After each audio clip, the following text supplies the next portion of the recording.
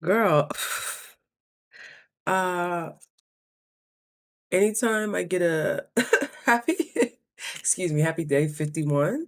Happy day 51 and welcome. My name is Bree. My friends call me Breezy, and I decided to really do an identity experiment through a 40-day fast.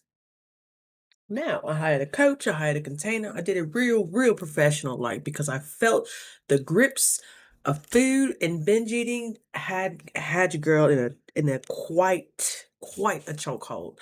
So I would like to say I'm mature enough to know when something has a compulsive bond to me, I say, oh no, and I can't readily just white knuckle, just turn it off. Oh yeah, baby, best believe I will outsource. I will outsource. I'm proud, but I'm not that proud. I'm not that foolish, actually. Oh, Raj, let me take your sweater off. He's probably ready to get done with the day. Excuse me for a minute. Full-time mom, huh? Part-time speaker, huh? Raj, come here. Let's go. Oh, jeez, Bubba, you okay? You're okay. Let's try it one more time. Oh, he's a one-hit quit. If he falls or if he slips, I mean, I have wood floors in here, so sometimes he slips, but he won't try it again. So like I gotta take his sweater off. Yeah, come over here. See? Come here, Bubba. Shh, no. We're not doing that. You wanna keep it on? You wanna come this way? Come this way. Well, if you hear a dog passing out from heat exhaustion, because we got the heater on in here during the Idaho winter, which has been very gracious to us, that's all it is. I don't think CPS has to be involved if you actually attempted to help the situation, remedy the situation. So let me tell you, Idaho people get crazy with the pets. They are children. They are classified as children out here. They will bust your window if you go into the grocery store to recycle your glass, like go to the co-op and recycle your glass or get some fresh water. Yeah, they will bust your windows by the time you get back. So I don't play with them, and that's fine. You know, if I know the rules, I can decide whether I want to break them or not, whether they're worth the risk of the outcome. Anywho, day 51. How are we doing? How are we doing? We're getting in the lull of it all. Of are we really doing this? We're really doing this all the way. You're starting to kind of picture your meals that you're going to break your fast with. And to reiterate, I made the executive decision to continue my fast after the 40 days. My coaching container was only for 40 days, a couple of days after to really bridge where you'll be doing for the next year to 2 years. So this is not, a lot of people say the fasting is the easiest part. I say, que prende? Really? Oh, okay. I can see that. I can see that. It's the lifestyle that you have to develop for the next year to 2 years to 3 years to completely regenerate your body is that's where you build character. Not the fast, surprisingly. That's when you allow the demons to come up. Now that all the fog is gone, now you can actually climb the right mountain. Decide what mountain you're going to climb and actually facilitate a good climb. Get some good people, get some good gear around you. Your gear is your body. Let me just go ahead and burst the bubble. In the wilderness and up the mountain, your gear is your body. You're not allowed to bring flashlights. You're not allowed to bring a backpack.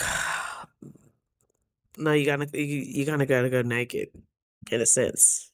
Maybe you get a butt flap for the real cold nights, but in the wilderness, you can't say anything. You're just hearing a ton of stuff. You're like, should I stop walking? Should I keep going? I feel like something's about to eat me. All that stuff. The withdrawals, we can have symbolism for all of that. Let me just remind you that the pain of staying the same is so much more grotesquely, severely, arguably, undeniably worse than a little old fast, than being made fun of, then being criticized, then continuing with the panic attacks, continuing with the headaches, continuing with the whatever situation you got going on, bringing in things that are not of the purest light and definitely aren't from God. Just other distractions to keep you off your journey. Um, Other stimulations to fake that dopamine level you broke in 96, you know? This is uprooting everything. I've shown what's coming out of me. I've shown the alien-like whatever I showed in day 33 was the first day I started really getting deep releasing and actually giving myself space to process emotions. Actually giving myself courtesy, actually being considerate of myself, pre-prepping my juice, not wanting to. It was a nice little investment, this group. And then after that was done, I knew, I'm like, oh yeah, community, this hands-on. I still need somebody to make decisions on my behalf. Now I understand where Britney Spears' father came from. Because if I don't even have the height of fame, I need somebody to govern my everyday decisions, because clearly I've distorted this thing so deep that my mind doesn't trust me as much as we need moving forward to make decisions. So who do you admire? Who do you respect? Who is living essentially in the same integrity in Raj, come here. The same integrity and values that you either embody or on your way to embody. That's who you need holding your hand. And you need to practice that investment. Yeah, it's scary. Yeah, no, we don't have a backup plan. No, like say this gotta work. What you talking about? This gotta work. What do you mean? What do you mean? I have faith. I have certainty that this will work because it has to. I mean, I'm open to having any circumstance happen, but you just feel it. You just know, like, oh, I just know this is gonna work out. I'm gonna do everything that's asked for me and maybe an ounce more once my capacity continues to expand, because I'm ridding myself of all this excess weight, this excess waste, this excess inflammation, this excess just mental jargon of trying to always figure out what you're gonna eat, what you can afford, what nope, nope, nope. We are going to limit as many decisions as possible. And I'm not saying sit on your butt and get fluff. No. You can make the decision to do your juices an hour later. But I suggest getting on a system, knowing you're going to juice every other day. I juice in batches of 2 days. Yes, it takes about an hour and a half and 2 hours, but that's at least a window of a day to not have to worry about juicing, cleaning the juicer, making the produce, getting through all the produce and all that. And you're gonna find what works for you. But whatever you need to do, you got to keep the machine going. Like I mentioned in yesterday's video, as soon as you start getting close to the finish line, you can see it. It's in your focal point. That's when you start, anticipating what's your first. Oh, what are you gonna break this fast with? Ooh, you've been looking at them tacos. You've been looking at them Pinterest board or all that. Just them YouTube shorts. You ain't never looked at YouTube shorts like you do right now. Preparing. Oh, what's my first good meal. It sounds fun to plan. It sounds like the reasonable next step, right? We got to plan this, right? Nope, that is you trying to control, but your body's telling you something else. Your body's telling you you're not done, and your brain is telling you, no, we gotta be done. We've suffered enough. We need a reward for this. And then that's when the dissonance starts getting created again. But now you're more sensitive to it now. Now you're more sensitive to the shifts that are happening in your body now. So you can pick up on it. Some things do occasionally still slide under the radar. You probably will pick it up later, or you're like, oh, wait, what thought spawned that? Or who was I around? Why did my You're more in tune when you have a shift in your body, because everything is going so copaesthetically. Your body's anticipating getting nutrients straight from juices right into your bloodstream. It's not starving. You're not stressing like you used to. You're not worrying like you used to. In this moment, I am good. In this moment, I have groceries. In this moment, I have a house over my head. In this moment, I have wheels to get around town. I cannot go any further than that, nor do I want to, because how I think something's going to happen, as of late, I've just been releasing control and saying, wow, this is for the good. This is for my greatest good. Wow. Wow. Leave the heavy lifting to the highest and lightest entity that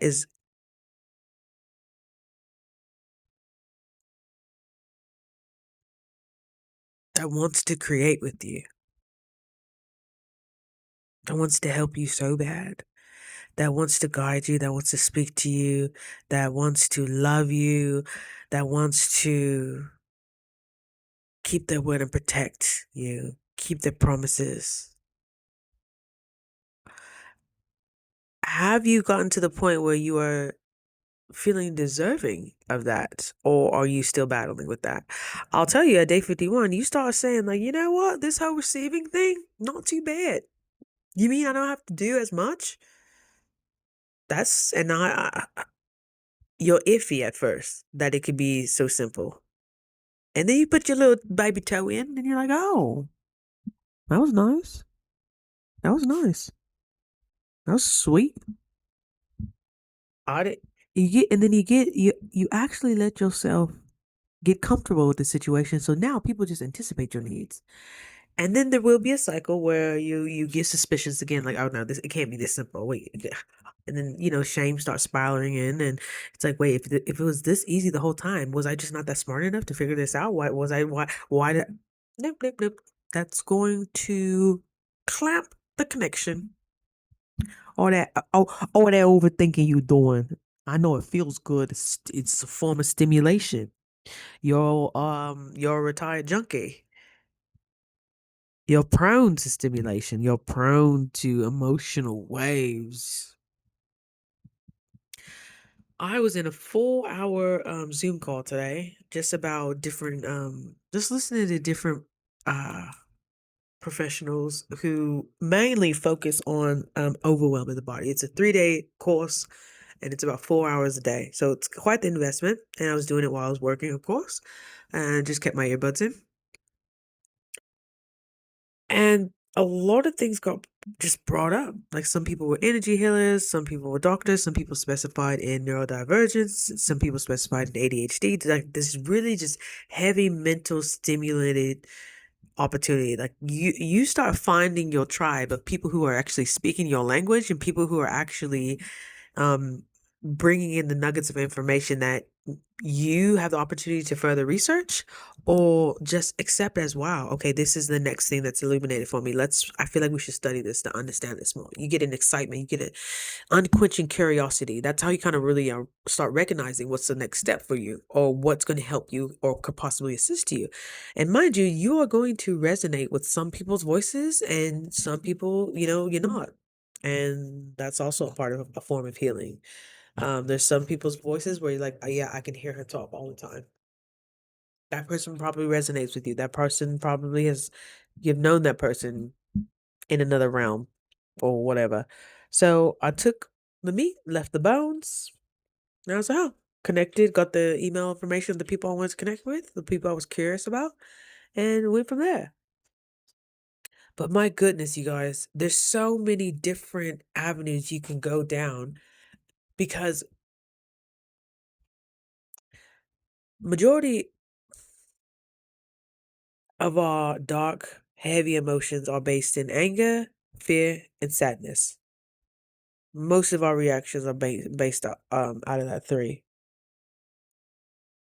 Depending how you um were conditioned to think in high stimulated situations when you were a kid, that's kind of what you carried on throughout the day, or excuse me, throughout your life.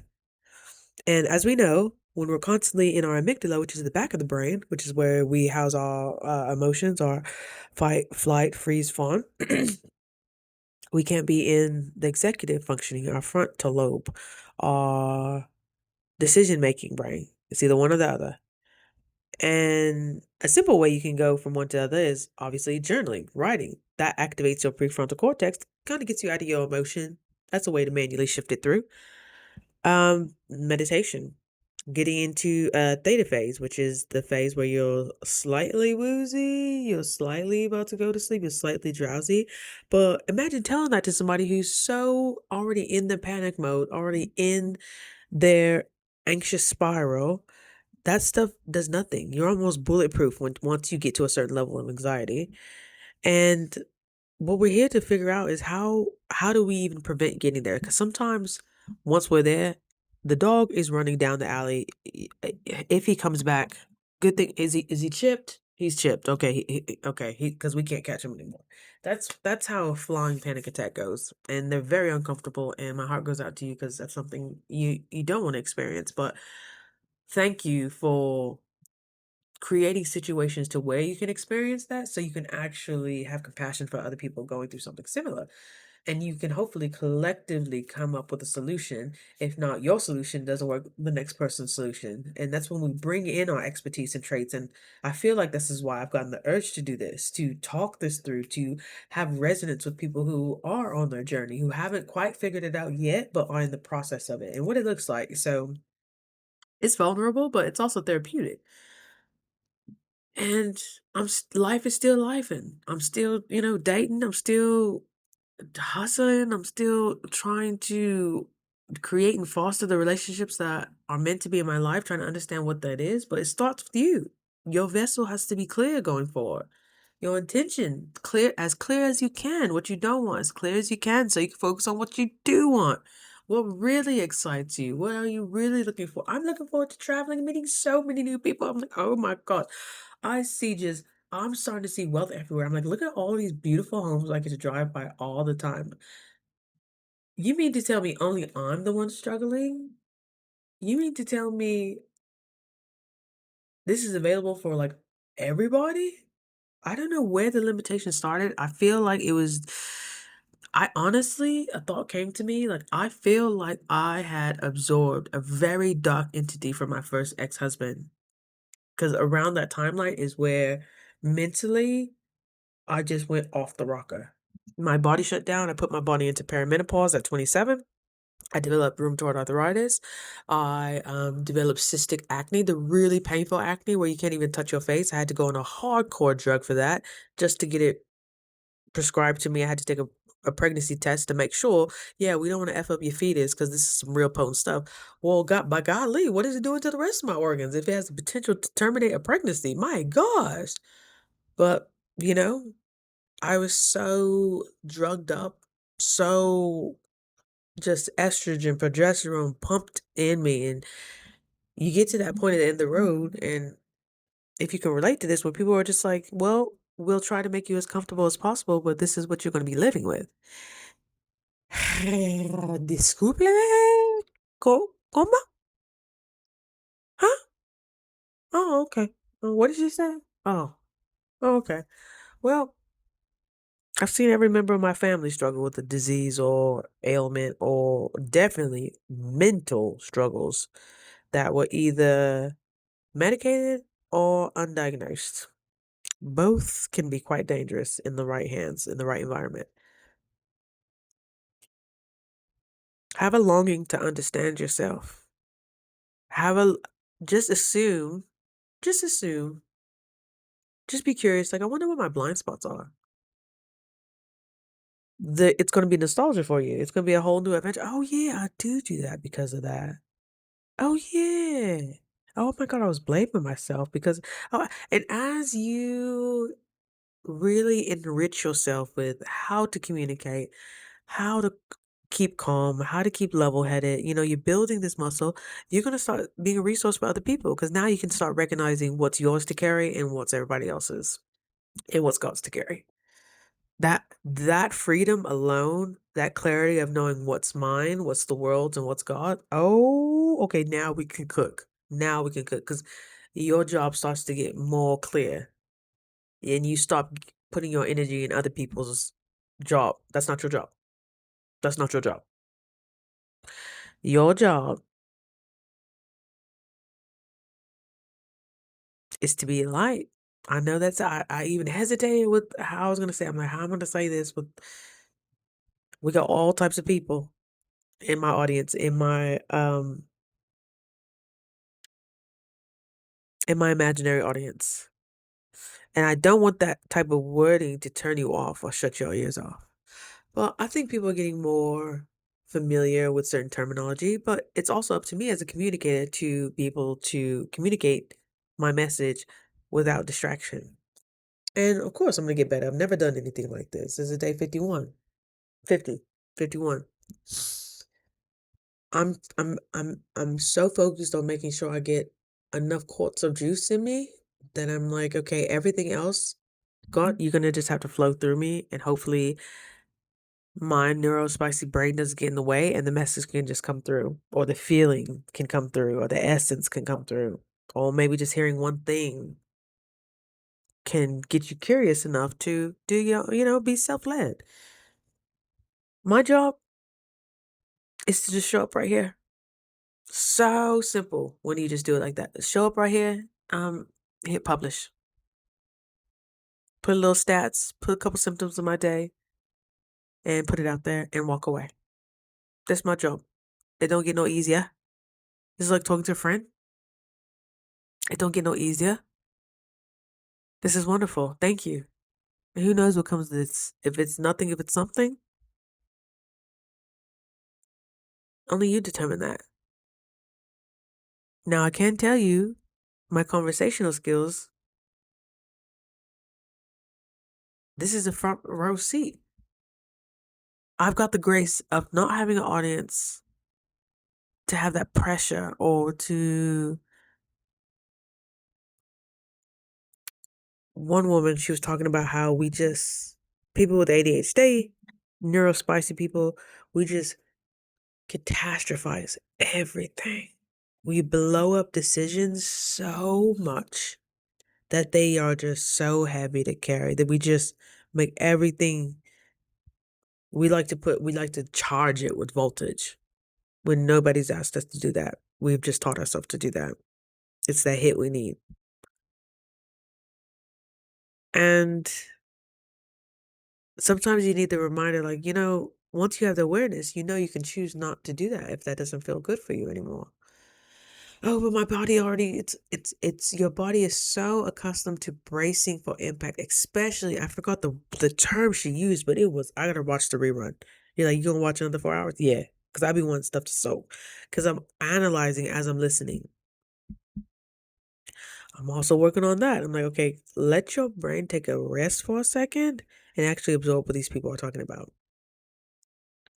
But she brought up, it's a technical term where you're basically rejection sensitive. I'm like, girl, are you on the spec?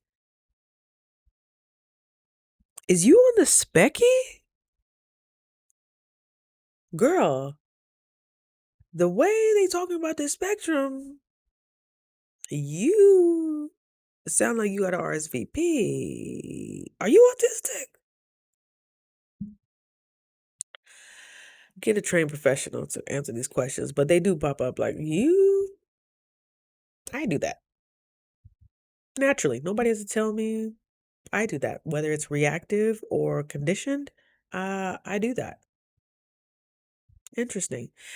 Now we can choose to root it up, see where it's rooted from, see who gave it to us, give it back. We did wonderful exercises today. One of them is like really getting used to scanning your body for just unreleased balls of energy inside of you. Where do you get your most pains? Where do you get your most hurt? Mine is lower back, upper back, definitely the neck. I'm like, whoa, sweetheart. Like, my gosh. Is it, I've maybe watched less than a handful of horror movies. And that handful was directly related because my sister liked that stuff. My older sister, and she tortured me growing up. And I just remember peeking out and watching The Ring one time.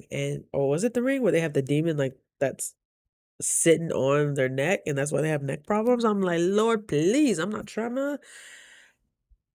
That sounds fitting, though. That sounds fitting. Like, what are you carrying that nobody's asked you to carry?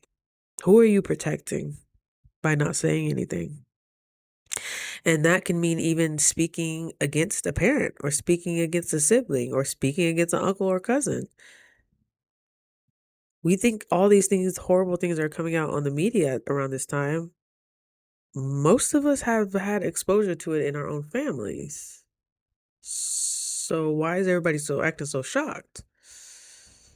Oh, because subconsciously you're still blocking that memory out because you want to protect them, and it's too late to talk about anything because that was years ago, maybe even decades ago, and you don't want to diminish their character, and you knew that was a little off or felt a little weird, or you completely, your body was so overwhelmed, it completely deleted the memory from your conscious, stored it somewhere in your kidneys, somewhere in your spine, somewhere in your neck.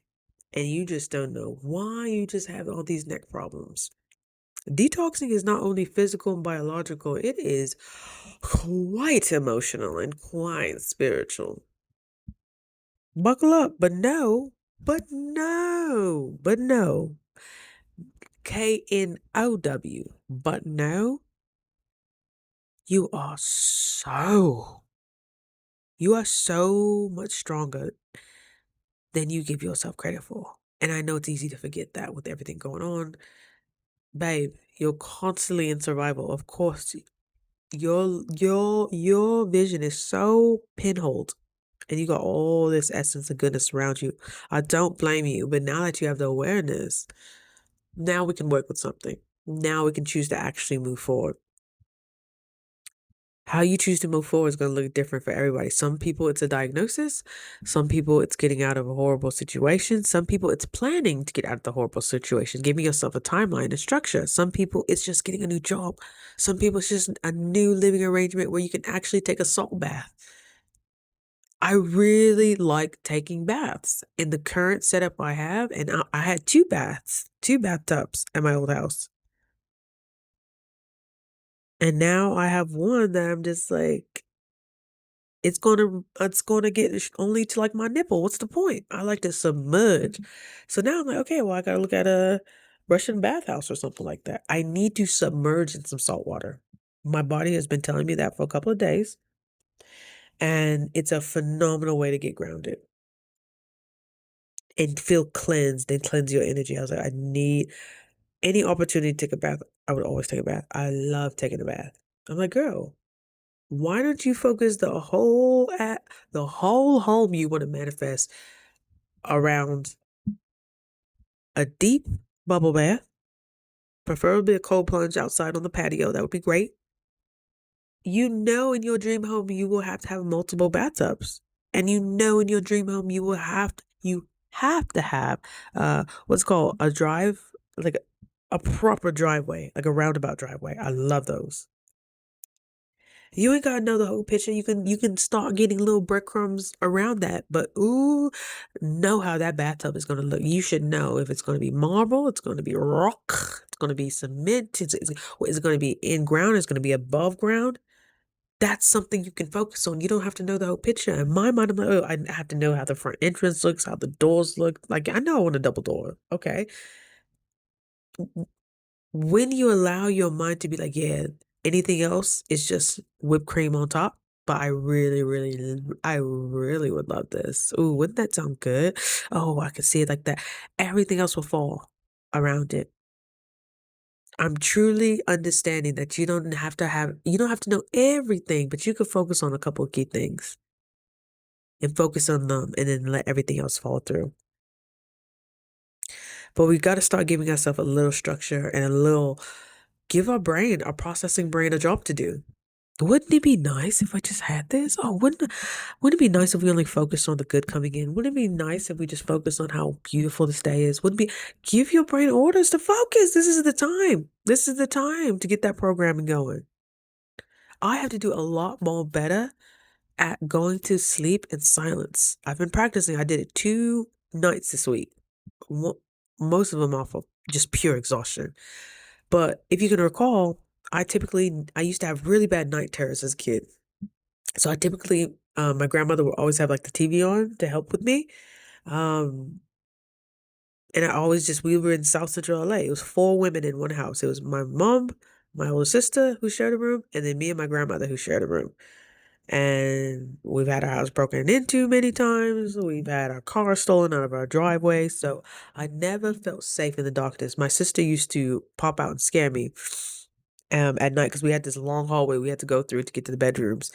And that messed me up. And yeah, yeah, it was quite torturous. And some of those character traits of feeling safe will pop up until you actually tell them like, hey, I don't really need this anymore. I actually feel better when I read before I go to sleep because your morning is based on how you finished that night. Did you wash your face? Did you rub your feet? Did you feel sensual? Did you relax? Did you and imagine the shower just washing all your stress away? Little things like that. Knowing you're taking care of yourself is just, it's sexy. You look at yourself differently. You walk differently. How you show up is differently. I was going to change my banner and I mentioned I'm not looking at any of the stats really. I'm just like, okay, post, don't get too attached and go. And there's an option where I had to make a change and then it brought you actually to your YouTube page so you can see all your videos. And I'm just looking at the progress from day 1 to day 51. I'm like, okay, you're really putting in that work. You're really doing it. Can I just pause and say thank you? Can I just pause and say, girl, your skin, huh? Can I just pause and say, girl, you getting chiseled out, sweetheart? How soon we forget the miracles and what we have so much to be grateful for.